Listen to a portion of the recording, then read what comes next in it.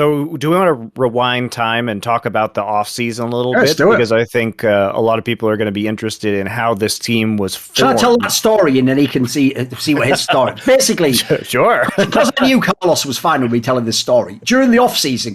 People don't realize I have a lot of connections, but Carlos is actually a friend of mine. So I also talk to her like as a mate, like what you doing with your team, like who are you getting on? Maybe get this guy instead or whatever, not just as a journalist. And basically, he told me like as a friend, like mate, it's not just like a troll leak where like someone would try out. We're really going to sign Flakked and Targamas, and I was like, I don't know about that, mate. Like the Targamas guy looks good, but really, like you can sign that. Don't you have all massive free agents? He's like, oh no, we could actually have literally signed like Viper. There was other people, and there was way bigger names in the mix, And he said everyone is going to, for real, think that we have lost our minds. They're going to flame the fuck out of us and tell us we're wrong. And I know that if I just wanted to, he said, I know that when I'm letting Reckless go, if I want my fans to actually feel good, I should just bring in like Viper. I should bring in the biggest name possible to make it like hype. But he said I'm just going to literally double down that whoever scouted these players is 200 IQ and we're just going to take our lumps. Now obviously at the time and right up until this weekend that looked like, well, I don't know, Carlos, fucking it might not have aged that well, mate. Viper might look pretty good right now if you could pop him in, but it worked out. So this makes me wonder, like, what by the time they'd hired you, because if people don't know, G2, because they didn't go to Worlds very early, were already looking for players, doing these tryouts, testing people. Had they already like gotten these players in the mix? Like, how were you involved and how did this come about, this lineup? I was basically there from the start of the rebuild. That's cool. Okay. It was basically like, when can you start? Can you start tomorrow? We're gonna start scrimming the world's teams. We're gonna rebuild the team, and we're gonna win everything. That was what was communicated to me, and I was obviously like crazy hyped, coming from Schalke. Oh, by the way, normally on this show, by the way, we're usually pretty critical of the concept of tryouts in terms of picking players. I'll say this though, it's very different to try out in the off season against other rosters that are just being made, or to try out your new roster against actual world teams, including like LPL and LCK. There's a tad bit of a difference there, fans. If you follow along at home.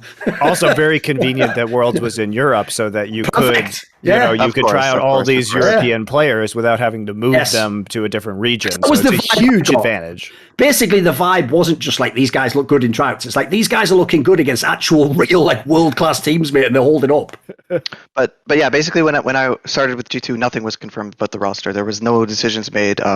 It was probably going to be Capsiancos because it just. Yeah, why would you not, Obviously. But I think the rest of it was all something that was up in the air of what we're going to do about it. I obviously had worked with BB for all of last split, and I saw him scrim and play against all the European top laners. I just knew he was the best. So when I was on board, they were already kind of talking to him as a top choice, and it was just like, yeah, of course. I just told him, like, of course, like it's obvious. And then we went to work on the bot lane situation, and like you said about tryouts, I think teams have done tryouts in the past where they play like 3 or 6 games against another LEC team early in the season, or a team that's building rosters, and then they see like who they liked better, and they choose a player based on that. And like that is not.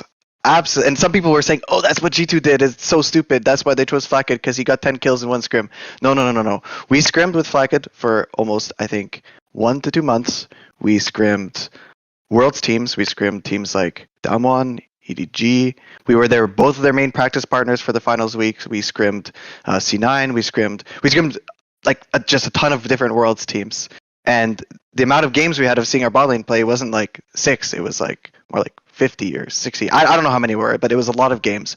So with that amount of sample size against that level of competition, I think that's why like Carlos felt so confident to say what he said to you, Thorin, because like he watched the games as well, right? And we were doing really, really well, and the team was just having so much fun, and it just seemed like a good recipe at the time.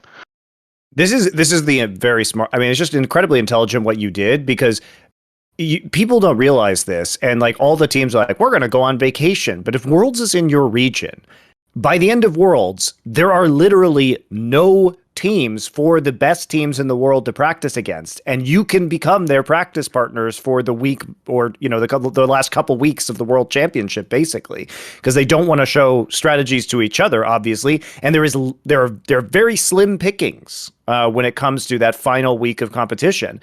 And this is the best time if you're making a new roster. So here you go, NA teams. I know none of you guys are going to do it because you're just lazy as fuck. But like, if Worlds goes through in NA as planned, and we have no indication that it won't as of this point in time, but you have this golden opportunity to be primary practice partners with the best teams in the world by the end of Worlds this year, which is just an enormous advantage for roster building, and one that seems like you guys took really, really good advantage of. Yeah, for sure. And it's also fun. Like, it was so fun, like, screaming these teams and seeing the picks they're preparing. And, like, I don't know, like, for example, in the finals, there was, like, a Yasuo top played. And in the semifinals, there was Yasuo top played. My top laner is pretty good at Yasuo top, so maybe we were playing some Yasuo top against them as, like, you know what I mean? Like, you get to see counter. Yeah, sometimes maybe we inspired them or they inspired us or whatever, some Yasuo. So it made the tournament really fun to watch as well. Yeah, I'm sure they appreciate that too, because you guys can also be a little bit more experimental in those games, because you're just, testing out ideas, and some of those ideas might be good and end up coming into the competition. So it's very interesting. So how fast did you guys, settle on Flakked and Targamas? Because you probably did pretty extensive tryouts, but was it pretty clear cut and obvious that these were the guys you wanted? So actually, I guess I can go into it. I think for support, it was always pretty obvious that Targamas, he was like the obvious choice. Like, he was just the best support in the ERLs. He just won everything the year before. He's just hadn't had a real shot on a big team before, so the ceiling was huge. The eye test checked out like a motherfucker. If you looked at yeah. It was obvious. Yeah. For the ADC situation, basically I had a short list from my scouting and from my analyst scouting, where we go through a lot of like stat stuff, just go through their solo queues, go through their stage games, go through all that sort of stuff, and it kind of builds like a short list of like some really like high performers. And Flakked's name was like somehow made it to like near the top of that list, and it was kind of weird, right? Because like this guy, he was like sixth place Spanish league or something. Like, why is he actually performing so well? Why does he have the highest KD in the league? Hold rank 1 solo queue for an entire month. 2 months in the summer, and he got all the MVPs in Spanish league, and it's like, but is he good? His team did pretty poorly. Like, usually good players win, right? So he was an outlier. So he was someone that we actually wanted to test because he was such an outlier for where he was in the ERL system. So we made sure we played a lot of games with him because to make sure he was the right choice. So we scrimmed primarily, I think, with Flakked for about 1 month to 2 months, but we kept A/B testing different ADs in to kind of like see how he compared to the other ERL ADs. So it was actually primarily him from the start because we really believed in him and how he would fit into the team. But we tested against other good ADs to kind of see, and we came to the conclusion like this guy's just really, really good. It's also, it was implied to me that it was also taken for granted when he joined this team that another reason the team was constructed this way was like the classical theory of like the 2 main carry lanes and then the third one has to be sort of a tertiary. And it wasn't it also implied like he understands that was his role coming in, and like sort of it's going to be like BB and fucking Caps are obviously going to be the people playing on primarily, and he has to sort of be like a prey gorilla bot lane in a way. Yeah, when your top laner in the tryouts is playing Yasuo Yon and killing every top over and over again every game, you just need to have a good game no matter what, and we're gonna win. And it was the impressive thing for him was like he just rarely had a bad game. Right.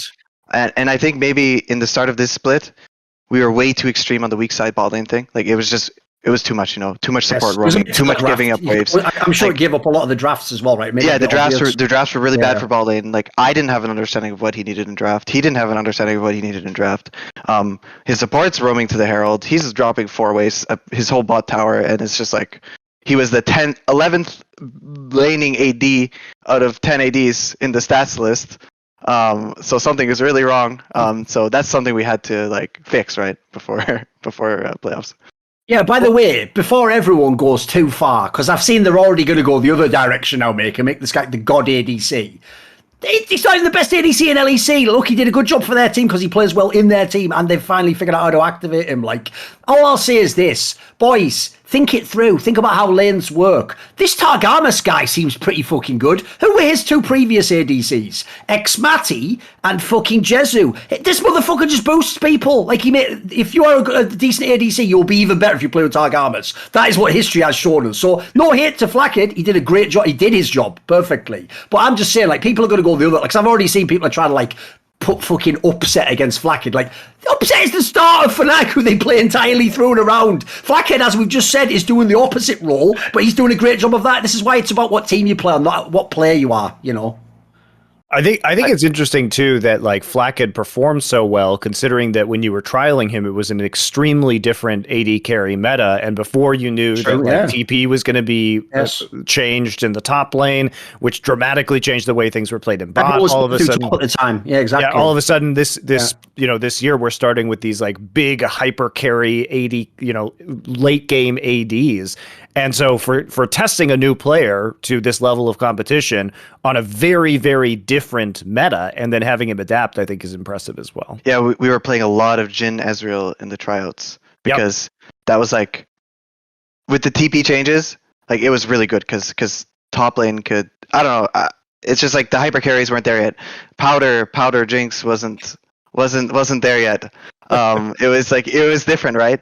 So we were playing a lot of Jhin Ezreal, and early in the season we were picking some Jhin Ezreal in scrims and stage games as well, and we were like often getting like the bad side of all these hyper carry games, and it was a lot of our struggle. So like it's impressive that we tried him out and we're so good with him in that meta, but like it actually was hard when the meta switched, and it took some time for us to fix it for sure. Want to see more cool, funny, interesting clips based on topics from my content? Well, subscribe to this channel then, or, be a pleb and don't.